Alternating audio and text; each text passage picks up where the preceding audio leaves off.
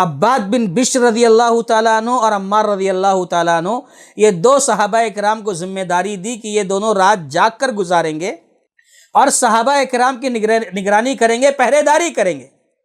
اگر دشمن کی طرف سے ایسا کچھ اندیشہ ہو یا ایسے کچھ آثار نظر آئیں کہ وہ حملہ کر رہے ہیں تو فوراً سب کو بیدار کر دیں گے، یہ مقصد تھا۔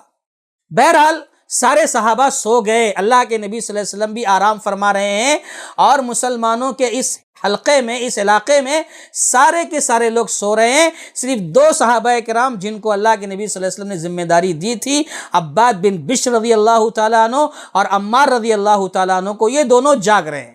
کچھ وقت گزرا، یہ دونوں صحابہ کرام آپس میں مشورہ کرتے ہیں کہ ہم دونوں کیوں جاگیں، ہم ایسا کر لیتے ہیں کہ باری مقرر کر لیتے ہیں، ہم میں سے ایک شخص ابھی جاگے گا، بعد میں سو جائے گا، اور دوسرا شخص جو ابھی سوئے گا وہ بعد میں جاگے گا۔ اس طریقے سے جو ہے ہم باری مقرر کر لیتے ہیں۔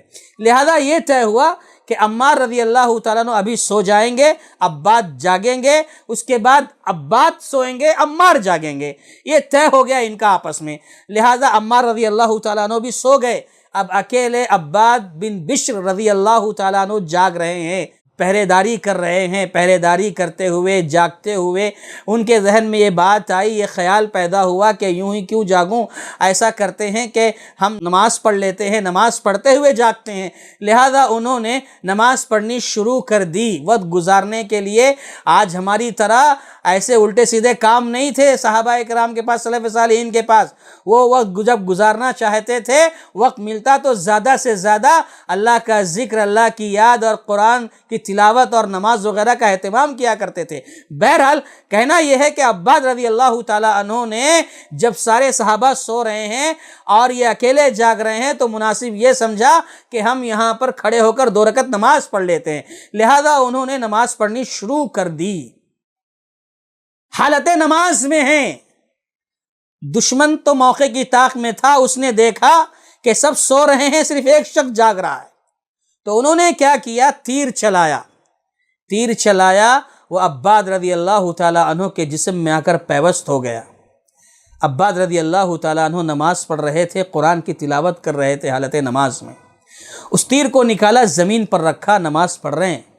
دشمن نے دیکھا کوئی حرکت نہیں ہو رہی، دوسرا تیر بھی چلایا، عباد رضی اللہ تعالیٰ عنہ کو وہ تیر بھی آ کر لگا، اور عباد رضی اللہ تعالیٰ عنہ نے وہ تیر بھی نکالا، زمین پر رکھا، پھر بھی نماز جاری ہے۔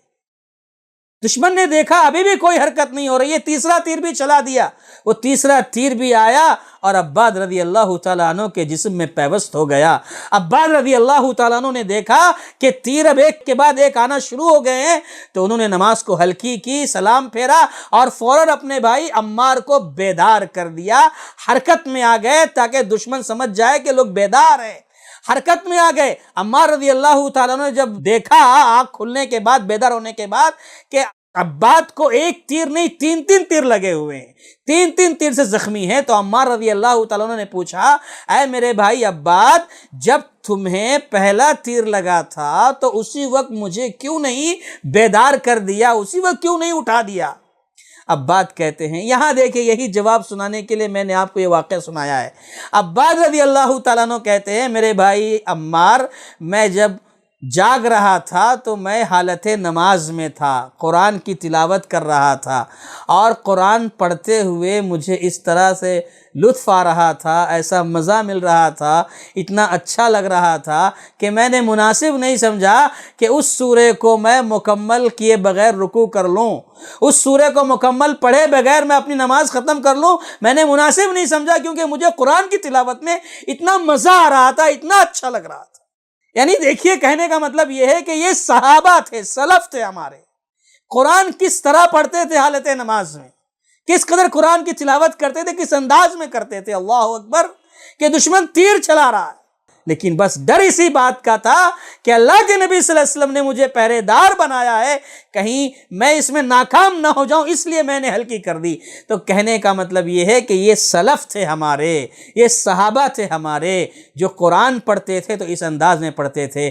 رمضان کا بابرکت مہینہ چل رہا ہے، یہ رمضان اپنی ساری رحمتیں ہم پر بکھیر رہا ہے، نچھاور کرتا جا رہا ہے، اللہ اکبر. اور اب تک ہم نے کتنا قرآن پڑھا ہے, کتنی تلاوت کی ہے, اس کا محاسبہ کریں, جائزہ لیں اور قرآن مجید کی تلاوت کثرت سے کرنے کی کوشش کریں اور اسی انداز میں پڑھنے کی کوشش کریں جس انداز میں اللہ کے نبی صلی اللہ علیہ وسلم پڑھا کرتے تھے, صحابہ کرام پڑھا کرتے تھے. اللہ تعالیٰ سے دعا کریں کہ اللہ تعالیٰ ہم سب کو توفیق عطا فرمائے کہ ہم بھی اسی طریقے سے رقت کے ساتھ, جوش کے ساتھ, جذبے کے ساتھ, یکسوئی کے ساتھ اور دل کو لگا کر قرآن کی تلاوت کریں. اللہ ہمیں اس کی توفیق عطا فرما, آمین. آپ اپنی زکوٰۃ, صدقات اور عطیات دیے گئے اکاؤنٹ نمبر یا QR کوڈ سکین کے ذریعے یا پھر گوگل پے کے ذریعے بھی بھیج سکتے ہیں. مزید جانکاری کے لیے دیے گئے نمبر پر رابطہ قائم کریں. سپورٹ البر.